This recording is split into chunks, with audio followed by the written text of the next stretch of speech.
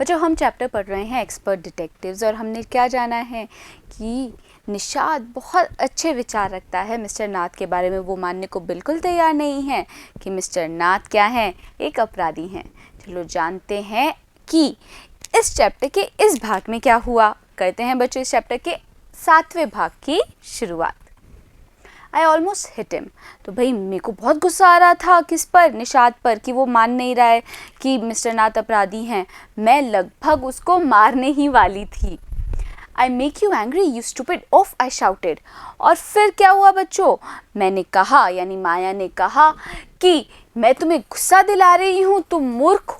Of, of क्या होता है बच्चों, उल्लू या फिर गवार व्यक्ति। आई शाउटेड, मैं चिल्लाकर बोली। यू मेक मी मैड, तुम मुझे पागल कर रहे हो। What is the point of all these inquiries if he is not a crook.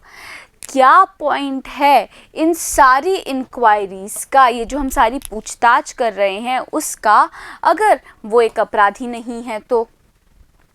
If you think he is nobody, what's the idea of bothering about him, please tell me. अगर तुम्हें लग रहा है वो कोई भी नहीं है तो उनके बारे में परेशान होने का क्या तुक है, बताओ मुझे।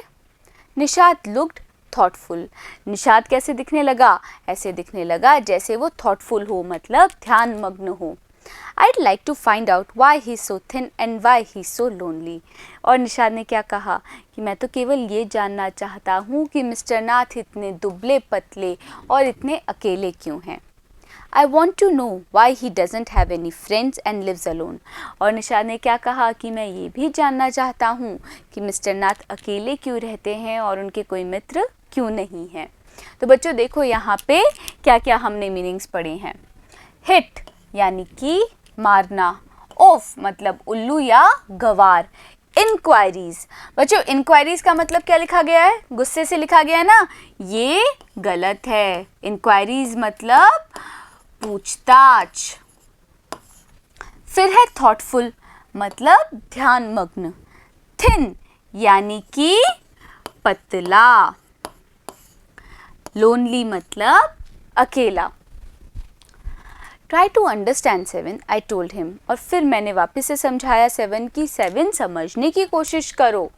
If he is lived in Shankar house for a year and hasn't made a single friend, there is something wrong. और मैंने समझाते हुए क्या बोला कि अगर वो शंकर हाउस में लगभग 1 साल से रह रहे हैं और अभी तक उन्होंने एक भी मित्र नहीं बनाया, तो इसका मतलब है कि कुछ तो गलत है। He is obviously scared that someone will recognize him and give him up to the cops। और फिर मैंने आगे यानी माया ने आगे क्या कहा कि वो obviously मतलब जाहिर तौर पर डरे हुए हैं कि कोई उनको पहचान लेगा और उनको क्या कर देगा, भाई पुलिस को पकड़वा देगा। Maybe no one's tried to make friends with him। Nishad protested. Nishad ने विरोध करते हुए कहा कि शायद किसी ने उनसे मित्रता करने की कोशिश ही नहीं की। Why should anyone bother? You have seen what a nasty bear he is, I said। और फिर मैंने वापस से बोला यानी माया ने कहा कि कोई क्यों परेशान होगा उनसे मित्रता करने के लिए। You have seen what a nasty bear he is। तुमने देखा ही होगा कितने बुरे दुष्ट व्यक्ति हैं वो। बच्चों देखो बेयर का मतलब, बेयर का एक मतलब हम जानते हैं भालू, लेकिन इसका एक और मतलब होता है अशिष्ट व्यक्ति। तो देखो यहाँ पे हमने क्या क्या मीनिंग्स पढ़े हैं।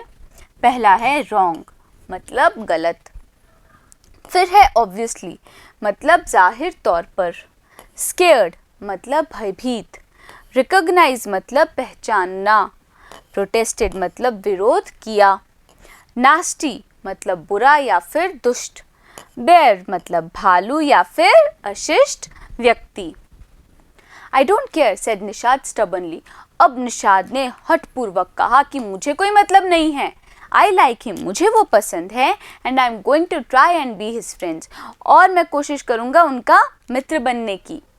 फ्रेंड्स विद अ क्रुक, एक दुष्ट के साथ मित्र, हा you are crazy 7।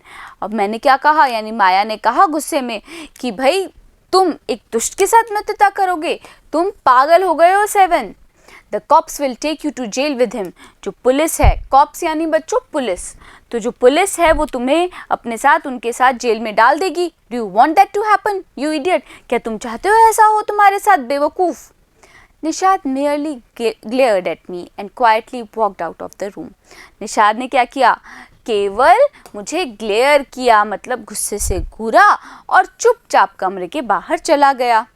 My theories seem to have made no impression on him at all. ये जो मेरे सारे अनुमान थे उन्होंने कोई छाप नहीं छोड़ी 7 के ऊपर. तो बच्चों देखो यहाँ पे हमने क्या क्या मीनिंग्स पढ़े. स्टबर्नली मतलब हठपूर्वक, क्रेजी मतलब पागल, मियरली मतलब केवल, ग्लेयर्ड मतलब गुस्से से घूरना, क्वाइटली मतलब चुपचाप, थ्योरीज मतलब अनुमान और इम्प्रेशन यानी कि छाप.